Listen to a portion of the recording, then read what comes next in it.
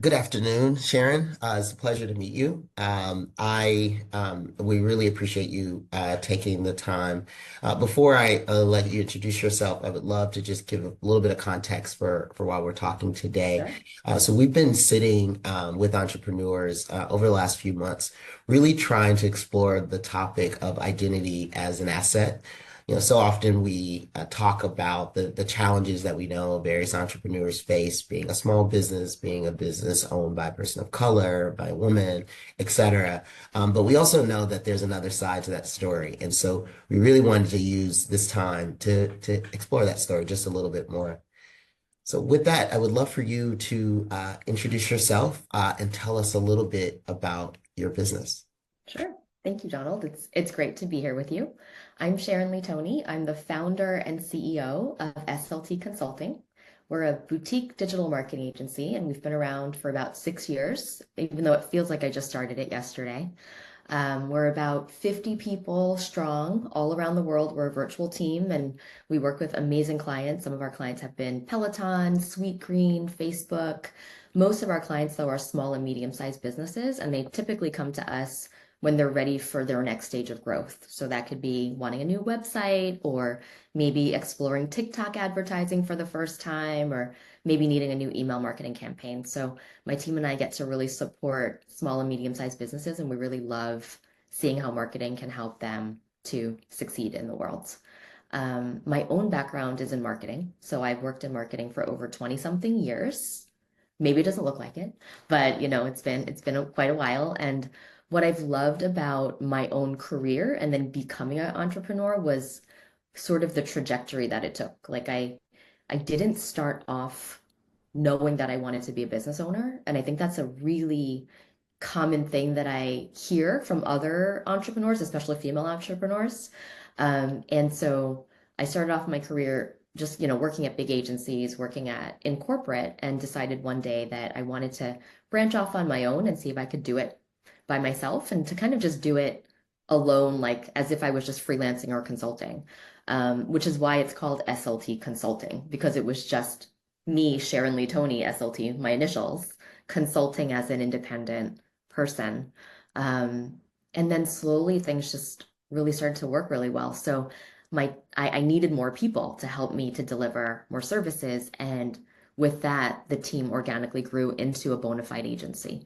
What was even more amazing, I think, in my journey has been 2 years into us being established. So we started off in 2018. 2020 was 2 years later. I'm sure you guys remember 2020. A lot of things happened that year with COVID and other things. But what was interesting at that time was a lot of businesses needed digital marketing because everybody was staying at home and businesses had to find a way to engage with their customers at the time. So my little baby, what I thought was like a little baby business, ended up exploding quite a bit and scaling really quite dramatically. And a big company called Fiverr, big public company, right? Many of you guys have probably heard of that too, um, kind of crossed paths with me. It's a much longer story, but they noticed what I was doing and they came and they offered to acquire and buy my company. So as an entrepreneur, that was also a really keystone moment for me. And I mentioned that because, like I said, I never saw myself as a business owner, but I certainly didn't think that when I was starting this business that I would be able to scale it to be so valuable that a bigger business would want to buy it. And so that's what happened. So it's been 4 years and I still run the company. I love it. Our team has continued to grow. And I technically work at Fiverr now. Fiverr is our parent company. But through that, we've been able to really kind of scale our operations too. That's great. Yeah. It's really exciting, and it's actually really, I don't know, I didn't give you this background when we first started the conversation, but the original inspiration for this topic, identity as an asset, was that the recognition that there's so many entrepreneurs that are out there that Hmm. probably don't identify as entrepreneurs or even identify as business owners because it's Yeah. really the passion, the interest in whatever it is that they're doing, their craft, that propels them to start something, some sort of enterprise, but Right. often wouldn't call themselves an entrepreneur. And how powerful it would be if you kind of had that orientation or that identity going in, Yeah. how powerful that could be on the journey. So I'm curious to hear a little bit more about other ways that sort of identity as an asset, how you've leveraged it as an asset in your journey, and then also if you can talk a little bit about how that's going to show up in some of your, upcoming plans for your business. Sure. I never identified as being a business owner or an entrepreneur, and it was always something that I thought was kind of scary.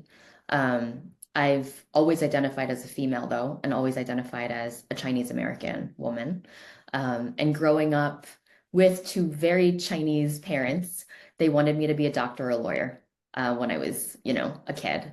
And when I had quit my 9 to 5 to start my own business, I was actually kind of nervous to tell them because for them, like, first of all, I never became a doctor or lawyer. So that's number one. I've already failed, right? From their expectations perspective. Yeah. So then I end up getting a job in corporate, doing really well. Like, everything was going really well. And then for me to go back to them and say, hey, mom and dad, I quit my job. I'm going to do my own thing. I just thought they would completely like flip their lid and be like, okay, what are you doing? And at this point, and mind you, I did that when I was like well into my 30s. So I'm not like, 16 and telling mom and dad and being scared. I'm like a grown woman with children of my own, afraid to tell my parents that I've taken this leap. And what was so fascinating was I told them about it, and they were both like, that's great. Like, good luck. Mhm. We hope you do well. And they were, so they weren't like, yay, we're so proud of you, because again, right, that's stereotypically not the way that they'd respond culturally. But that alone was like them showing me that they were supportive of this decision. And it actually made me take a step back and wonder, how did that happen? Like, it's not like I told them I was going to try to enroll in law school at this, at this age. I wasn't trying to get a degree to be a doctor. And like, I wasn't on that path that they had really hoped that I would pursue. But I realized my parents own their own business. So Mm. they own an insurance agency. And I never saw them as entrepreneurs, but they are. And then I started to think about their parents. So my grandparents who immigrated here, my grandfather started a restaurant, but I saw him always as a cook, right? Like he worked Mhm. in a restaurant or he was a waiter in a restaurant, but he actually was a partner in that restaurant too. And I realized that I was already surrounded by entrepreneurs. It's just that they didn't appear the way that, the typical, tech entrepreneur would appear. Like nobody was wearing black turtlenecks all the time and going IPO all of the time. They were just working really hard to pay the bills and provide for their family. And I also realized that being in an immigrant community, so many people in my network were also entrepreneurs.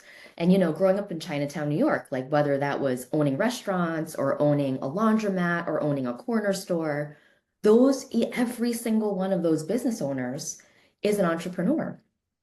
And it just kind of gave me this confidence, I think, that I didn't that I like it's like I didn't see myself as an entrepreneur because in our minds we think of usually it is like the Elon Musk, the Steve Jobs, right? The Bill Mhm. Gates, like Yeah. usually it's white male entrepreneurs, usually in tech because they're the ones that are on the cover of Forbes. And meanwhile, that person that's super proud of the Etsy store that she's built, right? Or someone who's crocheting because she really loves that and she's selling the mittens that she's crocheting or even your own babysitter, right? Like someone who's just working for her own money in that way is their own entrepreneur. And it's really, I think what it's helped me to understand about my own business was that I already had the tools and the network around me. They just didn't look the way I thought they would look, but also that so many of us have that experience because so many of us have babysat before, or we have sold lemonade before, or we have mowed the lawn before, and anything else to make our own money. We've done those things even as young people.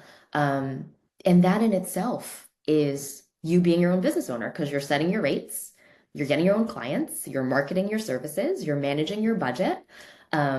Maybe you're even outsourcing, like if you had your little sister help you to babysit, that's like, Yeah. hiring support. So it's just been pretty, that shift, I think that shift alone with kind of connecting more to my identity and connecting more to my roots has also helped me to connect more to what does entrepreneurship look like for me, but also what does entrepreneurship look like for others who might not look like the typical entrepreneur that we think of here in the United States. Yeah. I mean, so that mindset set shift, and how it expands what's possible, Yeah. is Yeah. is really incredible. Thank you for sharing that. Now, I know we are connected to you and your company in a few different ways, but one of the Yeah. ways I know that we are connected is through the We NYC program, and Yep. specifically Next Street actually started and continues to run the We Master Leadership program. So I would love for you to just share a bit about kind of, what you see as the value of that program based on how you Sure. connected to it. Yeah, I think, what's great about the We NYC program is that it's a network of women who have their own businesses or who are thinking about starting their own businesses and who are really passionate about learning more, skilling up, expanding their networks, and helping to grow their businesses. And I've done a number of things with We NYC. Some of them have been things like keynote speeches about AI and how to use AI to help build your businesses, done a couple of things about growth marketing workshops. And so my involvement has been to sort of provide the content that the women are using to help grow their businesses. And as a result, a lot of times they come to me, they'll book time with me, and we'll have follow-up discussions about some of the challenges that they're facing and how either marketing, AI, or technology can help them to fuel and scale. And I think that more than just the content, it's the value of those connections that can really help these businesses to grow. I know that as I was growing my business and continue to, because we're not done yet, right? Um, I felt really lonely sometimes. I just didn't know where to go to get the answers. It's not like you can find the answers in a textbook all of the time, or what your one unique issue might not be something that you can quickly Google. And to meet someone who is either in a similar maybe stage of business as you or approaches business the same as you, is really gratifying. And I think it's really supporting in a way that's beyond just a transactional relationship. A lot of women, most women, are leading their businesses emotionally first, right? We're building wealth for ourselves, but many of the women entrepreneurs that I've met are also very passionate about creating impact and opportunities for others. And so as we're doing that, we care about the teams that we're hiring. We want to make sure that our businesses are growing, not just so that we could pay our bills, but so that the other people on our team, female or otherwise, are also able to pay their bills and pay it forward. And when those types of decisions are being made, the way that you decide to run your business sometimes might be different than if you were just thinking about profits first all of the time. And I think having a way to bounce some ideas off of each other, having a way to help each other through challenges, those are all things that We NYC provides. And it's also just a lot of times we just need to see someone else do it, someone that looks like ourselves. And I think having a mentor or finding somebody who's already been through it, who has already walked down that path and can really guide you and lead you forward are other really great benefits of a community like We NYC. Thank you. I think, yeah, that power of community. I mean, it's the, sort of the education and knowledge that I think often brings women to that program. But the Yeah, community is really, I think, the valuable takeaway that we hear often that folks really value. So thank you for that. sure. Just my last question is there anything that you wanted to share in this conversation that you didn't get a chance to share? Such a good question.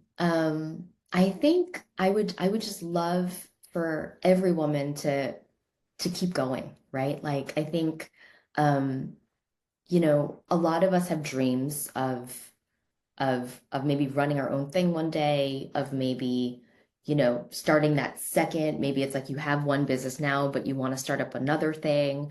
Maybe you have one location and you want to expand to five.